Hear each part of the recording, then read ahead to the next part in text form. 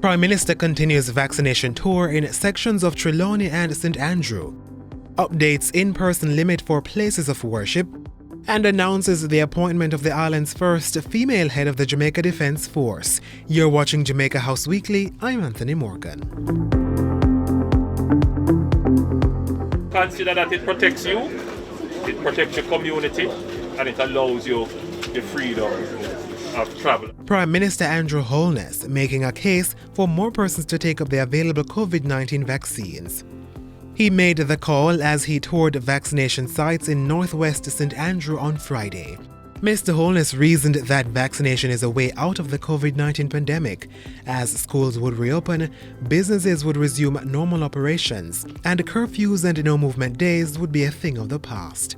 We stopped on several corners, and I met some persons who, some of them had genuine objections, and others were very eager to find out where to come and take the vaccine.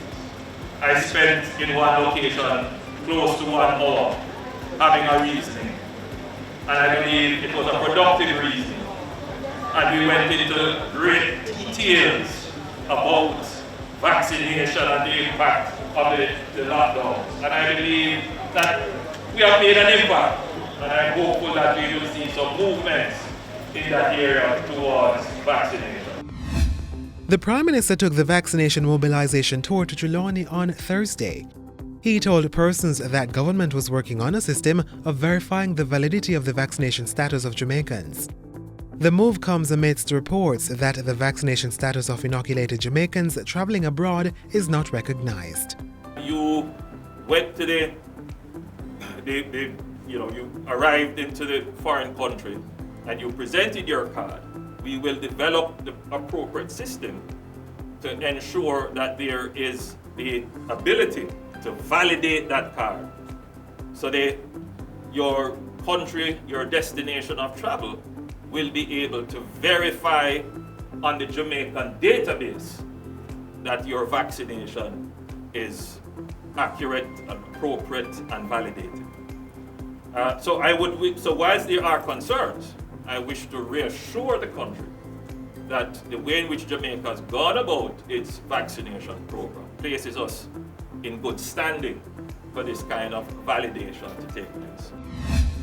Commodore Antoinette Weems Gorman has been selected to serve as the island's first female Chief of Defence Staff. The appointment takes effect in January 2022, at which time she will be promoted to the rank of Rear Admiral at the Jamaica Defence Force (JDF). Commodore Weems Gorman's historic promotion and appointment follows the approval of retirement for Lieutenant General Rocky Meade. General Meade served the Jamaica Defence Force for 38 years, occupying the highest office at the JDF since December 2016. Commodore Weems Gorman is a career officer, having served 29 years at varying levels, including Force Executive Officer.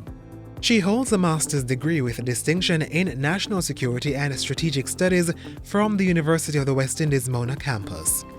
The 48-year-old is married and has a 15-year-old son.